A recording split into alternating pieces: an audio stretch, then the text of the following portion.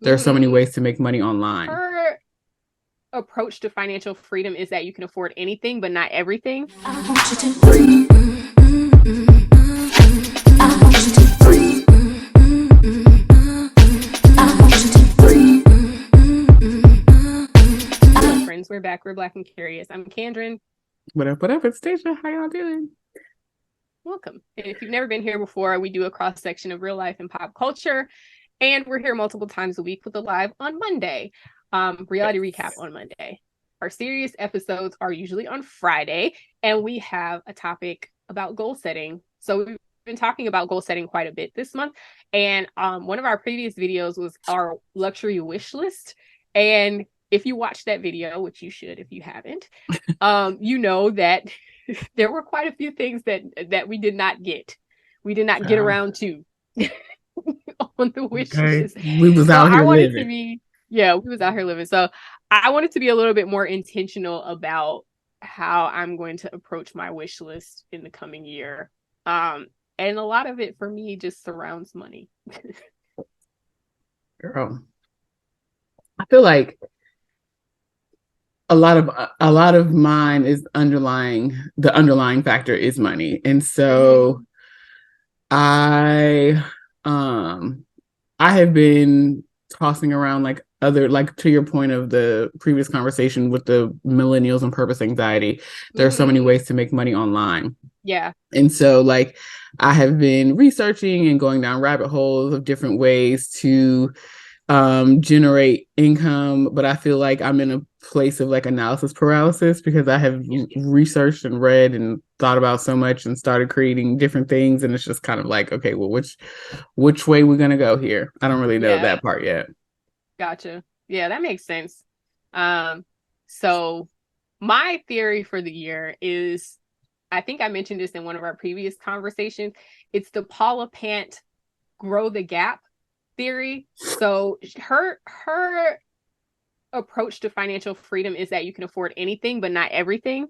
Yeah. So her idea is not like you save and penny pinch for every little penny that you have. It's not Dave Ramsey. It's very, you pick your vice.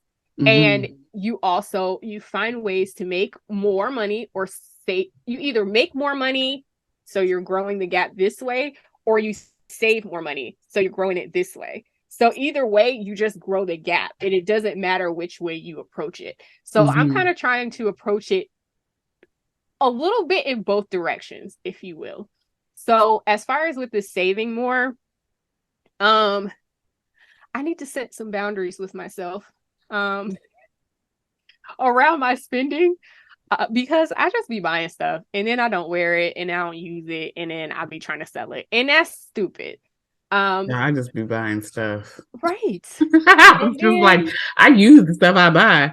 I think my biggest issue is just like buying groceries and then don't eat all the groceries. Groceries in this, but I be buying everything at a store I want. I don't care. I be buying everything at a store I want. I'm like, but my thing is like, I need a better system. Like my sister, God bless her soul, she is very, very, very organized. She's like an ops manager in terms of like, this is what we have, like supply wise, this is what we have, this is what we're running low on, this is what I need to go and get. I don't fucking do that. I would go and look in the cabinet and only look at the what I can see. I don't really take nothing out. No, me neither. And then I just go buy stuff, and then I start like trying to reorganize so I can put the new shit in there and be like, girl, I got a new thing of this already. Why did I buy this? I didn't need that. You know what? That's good. And I'm adding that to my list. Organization, for starters. That is a big part of it. Like, shout out to Maddie. What? Maddie James? That's her name, right? Yes. So Maddie put this thing on, I feel like I showed this before, but she put this thing on her Instagram stories months ago. And basically it's like a meal planner for the week, and then you shop based upon what you're gonna eat. Child, you can see I'll never use this side. Yeah. I'll just be buying what I want. I've got to get, because I feel like I would not be so wasteful if it was planned. Mm-hmm. So like, I agree with you. I'm gonna use these. I bought them. Also, if you listen, I know Maddie has been problematic at certain different points. However, I like her, and I've been following her. I'll tell you offline. I've been following her for years. I subscribe to her newsletter, and she actually tells you what she's making for dinner in her newsletter. If you want to take it even one step further, I mean, she does have small kids, so the meals are usually pretty kid friendly. But Yeah. she like lists out what she's making for dinner for the week. So shout out to Maddie. My issue is like I tried it when I first got them. I was like, you know, okay, I'm gonna do this, and I would write the things down, and then I just wouldn't make it. I don't be feeling like it. I have a system, so it's very one protein, you know, like certain proteins I make on certain, not certain days, but like when we record, I prep that food the day before or whatever. So I have kind of a system. It's loose, but it works for me. But you're right.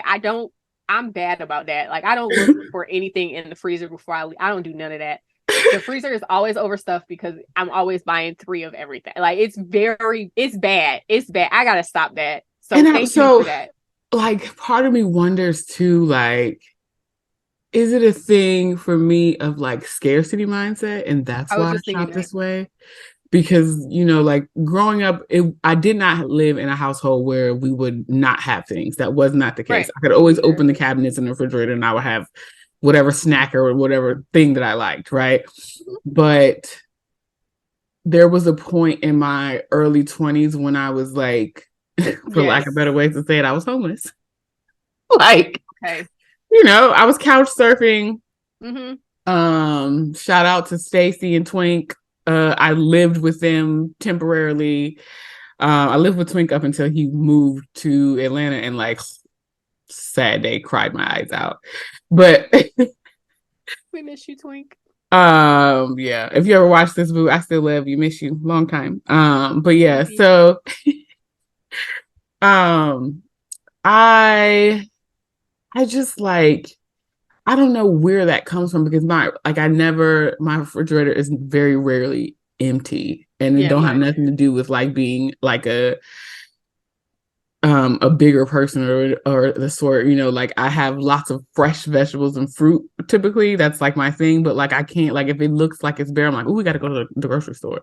And there's like a sense of urgency, even though I have things to consume. I don't know. It's weird. So I wonder if that's what comes from. I think mine comes from just the fact that I'm very particular about my food, and the idea that I might go into my fridge or my freezer or whatever, and I don't have what I want. It bugs me. And if I go in there and it's not there, I am not happy. That really bothers me when I want something and I don't have it. So I do overbuy, especially with groceries. I really overbuy. That's my largest expense, and I've got to figure out in 2023 how to get this together. I looked at because I use like the Whole Foods Amazon credit card, so I can get my points and stuff and get the discounts. And so I like it because it shows you your spending buckets. Girl, 1 month I think I spent like $500 on groceries. Now, mind you, easy to do.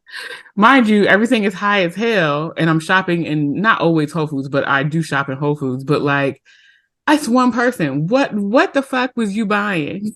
Did you spend? You know what I mean? Don't let me lose in Trader Joe's. Oh my God. And I'm going to buy every time I'm going to buy 3 because Trader Joe's likes to discontinue things. So then there's the fear like this big of being discontinued. It's a lot.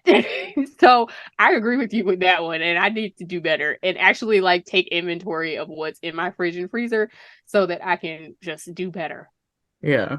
Around that. But yes, also I need to stop spending on nonsense as I look at a massive amount of Zara merchandise that I've bought from the sale. So Zara haul coming. Zara haul and subsequent sale coming. That's what it sounds like. Yeah, basically, because I'm going to sell probably some of the Zara stuff from my last Zara haul because I don't have space for all this stuff. Oh, I might have a haul, but I don't think I'm finna put these clothes on. I'm gonna let y'all know once the stuff comes, because you know I told y'all on that last one I did. I don't be liking changing clothes. It's a lot. It's a lot. But yeah, and also setting a budget for the thing. So I think so for my baguette, for instance, or the other bags that I want, I'm definitely gonna just set a budget for it because honestly, I have the money. I I just get nervous about spending it. So I'm going to set the floor for what I want to save and then save double that, and then I'll buy whatever I want. So the saving double comes from Jessie over at Cappuccinos and Consignment, who I really like too. But yeah, she talks about how she saves double of whatever she wants to spend. Mm-hmm. And so I'm going to use that as sort of a marker for when I can go ahead and bite the bullet and buy the thing. I'm terrible. I just be buying shit. I don't not my Zara stuff, but like my designer stuff that I want. Yeah, I'm gonna save double. So here's the thing that I notice about myself and my spending habits. When it's something that's like $1,200, $2,000, $2,500 for, and it's usually technology for me, thing that I want to get, I have the most anxiety about buying that thing. Yes. 100% of the time. But to go because again, that Amazon card is just made life easier, but also made life worse. Because we already knew in the pandemic, Kendra used to be like, Deja, you need to stop buying shit. Every week I was sitting here like, look, they got a sale at West Ham. They got a sale at Williams Sonoma. They got a sale. Like, girl. You're like, you're this is becoming a habit. I think you should think about this. Yeah. So yeah. It's just easy. Like my thing, I am taking all of my which I've already done, except for the Amazon card, which is probably still problematic. Take all these cards off of my phone because it makes it easier for me to order things. I can just boop. That's one thing I don't do. I don't store my card on anything except Zara, which is why I have 6 more packages coming next week, in addition to the ones I'm looking at right now. So but I typically do not put my cards. I don't have Apple Pay. I have to take my card out every time I need to use it. I think that helps me because I have issues with impulse control sometimes. So maybe I need to just take that card off, but it's so much easier. It's easier, but that's part of it. It's my debit card and my Amazon, like the rewards, whatever it's called. Yeah. Yeah. So another way that I'm kind of trying to grow my gap, and I guess we can end here, run out of time. So is just finding other options to make more money. So I've tied a lot in the past, I've tied a lot of my worth and a lot of my energy into finding a new job. And then when that doesn't work out, I get really down on myself. And like, I go through that spiral over and over again. So instead of going through that spiral, I'm kind of like, okay, I'm making good money where I am. Let's just figure out how I can make a little more or get some more skills to make myself more marketable for the next job. So I actually consulted with Sharita, who's been on here before. She's a digital nomad, and she gave me great resources for, setting up a freelance account, doing a little part-time consulting on this or this.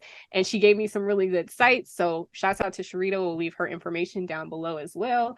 And then just opening up my options as to how I'm making money, as opposed to just linking it to one thing. And then also just kind of focusing on high yield activity. So I know I've talked about it a lot here. I do have like a small-ish consignment business on the side or resale business on the side. So I've automated that. Like I've done a lot of automation, and I'm paying for a lot of tools to be able to to run itself so that I can focus on the things that Sharita and I talked about together, and making more money and focusing on those high yield knowledge-based activities. So that's kind of how I'm approaching my goal setting for this year.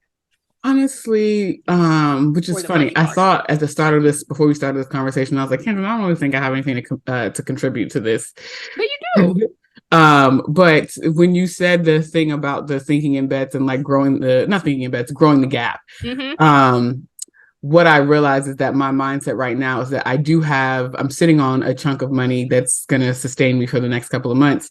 But what I'm looking to do is different contracted work, to your point, that will replace what I've already spent. Like that's what I'm trying to do. So it's not so much that I'm saving per se, it's more so like I just going this way, to your point. So I think that's where I am, and just trying to find the different contracted jobs in tech that I can do, especially with all the damn layoffs that have been happening. I think which actually might work to your benefit. Yeah, because I don't want to do more than like the longest I want to do is maybe 6 months. Yeah. If you do a year, typically like a year is great, but like I feel like I'll be very locked into that, and I want to do like a couple of projects at a time. So yeah. Y'all get down in the comments and let us know, like what if you thought about your goals this year and what your approach is going to be, if you're changing your approach to your goal setting, and what are you working towards in 2023. Thanks for listening, watching us, and of course, for subscribing. I cannot get words together today. Follow us on all of our social media and check out blackandcurious.com, and we will see you in the next conversation. Bye. Bye-bye.